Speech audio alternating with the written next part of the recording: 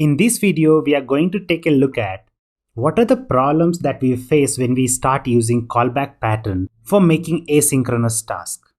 So here on this page, you can see you have an image and a button. And what we want is, as soon as you click on this button, we want to capture the payment from the user. So to capture payment, we are using any kind of external library that is coming from PayPal. So we are like, select the button, and whenever any kind of click happens on the button, you're going to call this function buy now that is coming from external packages like PayPal, and that package accepts a callback function. And what that package is going to do, they're going to complete the payment, and after completing the payment, it is going to call the callback function. Now you must be thinking why we are using set timeout here. We're just trying to mock that it will take 3 seconds to complete all this process for the payment. Once the completion is done, they will be calling the function callback as we have passed it here. So what we are passing from here is a callback function.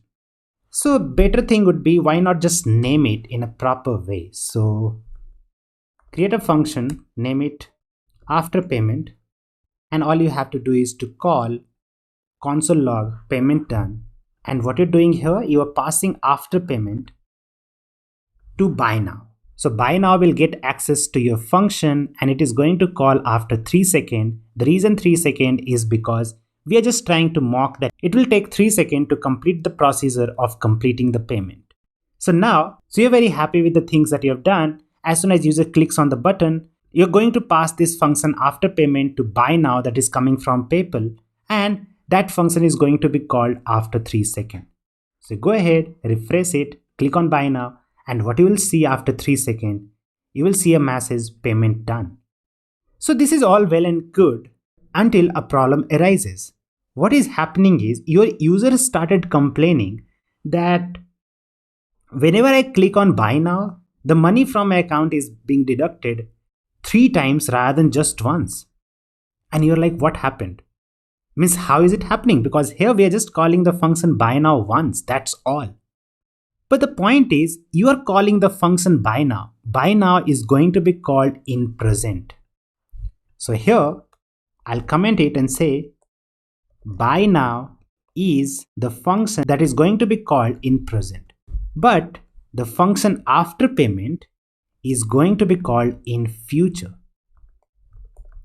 Why? Because we are giving the reference of after payment to buy now, and only when payment is completed, this function will be called. So it is coming from some external packages. I'm not able to control that. So all I can control is control this. So you're just controlling present, but you're not able to control future. What if instead of calling this function once, they are calling it 3 times by mistake? Something has happened and they are calling it. And now, and this is the reason that whenever you click on buy now, your user is complaining that you're getting your payment deducted 3 times because it is being called 3 times. Maybe in future you will reach out to PayPal and say, okay, there is something wrong with the payment gateway here.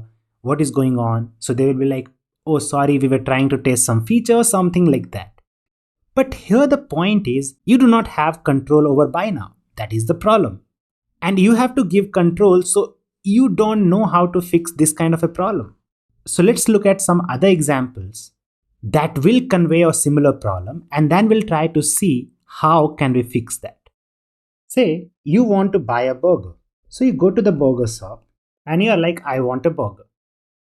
So burger shop is like, okay, give me $10. You're like, okay, perfect, take my $10. And in return, burger shop is saying to you, you just wait here 10 minutes, you'll get your burger. So it is not giving you anything in return. You're like, okay, perfect, no problem, I'll wait here. What if you go to the burger shop after 10 minutes and you're like, okay, I need my burger, but the burger shop is like, you have to pay $10 to get the burger. But you're like, I've already paid. But the burger shop is like, do you have any proof? Then you're like, you haven't given me any proof. So here you can understand that there is a problem. How do you fix this kind of a problem? Then you're like, okay, this is not the way to go about it. How you go about it is like, I will only go to a burger shop where you pay $10. In return, they will be like, okay, take a receipt. So in return, you got a receipt. So here, the burger shop gave you a receipt in return. The receipt says that you're going to get your burger with an order number or whatever. So if you try to take a look at a receipt, you'll understand that this receipt can be converted into two of the possible things. Either it can be converted into burger if everything goes well, or maybe the burger shop will be like, okay, I need to give you a refund because the burger is sold out. So now the problem that we were facing earlier is like me going to the burger shop and paying them $10. In return, they were not giving me anything. But now we are getting a receipt. And whenever I'm going back to the burger shop, I know that when I'll show this receipt, they will know that this receipt is a placeholder for value that is going to come in future. So in callback pattern, we have seen there are functions that needs to be called now, and there are functions that needs to be called in future. So when we were thinking about shopping cart application, the function getting called now is present, and after payment is going to be called in future. So buy now is going to be called right now. And there is something that is going to happen in future, that is after payment. Now buy now controls after payment. So here after payment is the value that is going to come in future. You can think of it to be a burger. And you can think of buy now to be the burger shop. So burger shop is the one that is going to give you burger in future. But in our previous case, we were getting access to receipt. If we were not getting access to receipt, it would have been a problem. But here what is happening in this case, I'm not getting any receipt for the things that is going to happen in future. So you send after payment inside buy now, you're not getting anything in return.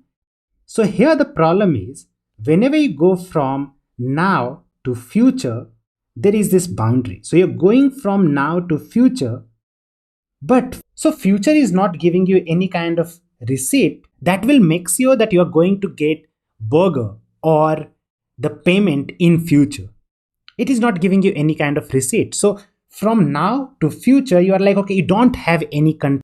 Just because you want some payment like after payment to be called in future, you are losing control over your code because that function is only going to be called in future. And this kind of problem is known as inversion of control.